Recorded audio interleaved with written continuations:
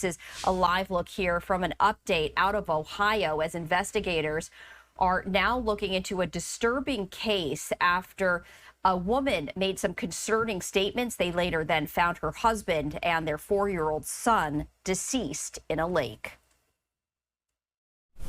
I can tell you their mindset was that whatever their mother and father says is the way it is. They don't question anything. So when they were told to jump in a lake, they jump in a lake. And that, as a parent of great kids, that's still difficult for me to imagine.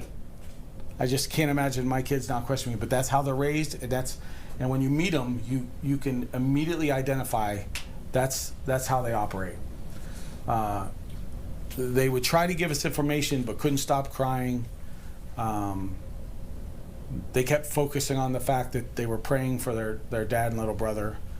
And it was tough to get the information from them because much of what they were given us, they were only told by their mother. So they took it as truth. And then when we would separate, listen, were you told that or did you see it? We got, we got a little further. The kids were then, by law, we would involve Job and Family Services. That took calls to both Tuscarawas and Holmes County because the family resides in Holmes County. And with our blessing and thanks, they were able to release those kids, to the family over there. And we have complete confidence that this family will take excellent care of them. The family will tell you that, in their own statement, but we're aware of some issues with especially the mother, but also the father. But there were never any discussions of harming anyone. They had some religious beliefs. What we recognize is this. She was clearly in mental crisis, no doubt about it. You talk to every witness or every first responder, she was in mental crisis, and it just simply manifests itself in what we call a spiritual delusion. Outside of that, I'm not going to try to speak to it because you can look at me in this uniform and know I'm just not qualified. I'm not a mental health professional, I'm not a doctor, and we'll let those people do that. She's remained cooperative with us up to yesterday, and at this moment, she's still in the hospital. So I know that I'm going to end here fully expecting a bunch of questions at the end, and we'll try to answer everything we can. And I'm going to introduce Dr. Jeff Cameron here so he can release his portion, and we'll go from there.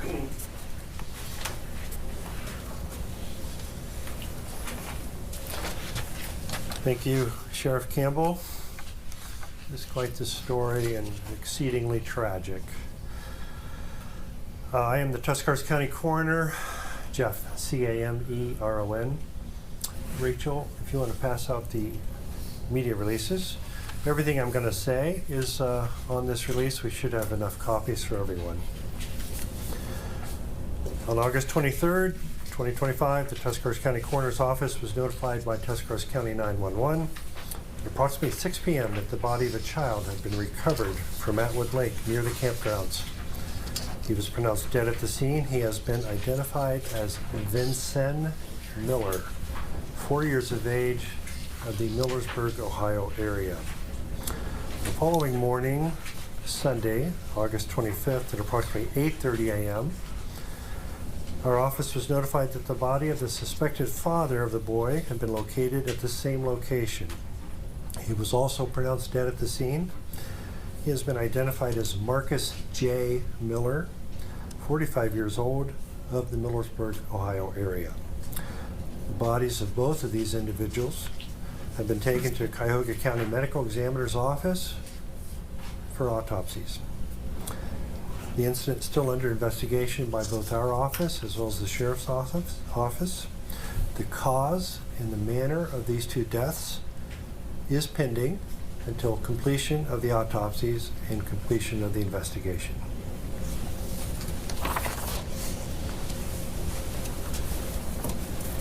So I think those were the prepared statements, but we know there's going to be questions. Sure. Can you tell us whether it's the mother and the father or just the mother? Was there an intent to go there for this to be the outcome, for the family to die in the lake? When you say to go there, I do not believe that was the intent when they were planning their trip to Atwood Lake. Getting some background from the family, this trip had been planned for a while.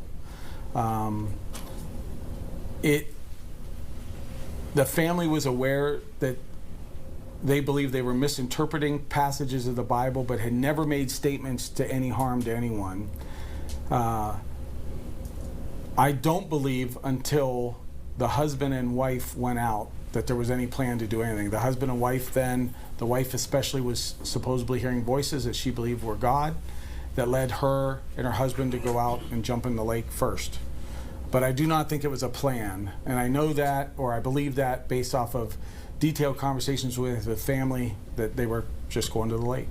Can you describe the role that I believe you call it spiritual delusion that played in this? Well, for us, we see people in mental health crisis a lot. And I'm using the word crisis because I can't explain whether it's a moment or an ongoing illness. Okay, when we encounter her, she's in crisis, it's a moment. And people manifest that different ways. Some people become extremely happy, and as bizarre as that sounds, they become almost euphoric. And some people become more doom and gloom. Hers seemed to be more doom and gloom and focused on the part that they were not good enough people and not worthy of God's love, and that they had to prove that. I can tell you the family had talked to them before about ideology from the Bible, but they had never heard anything about wanting to die, needing to offer anybody up to God, or anything like that.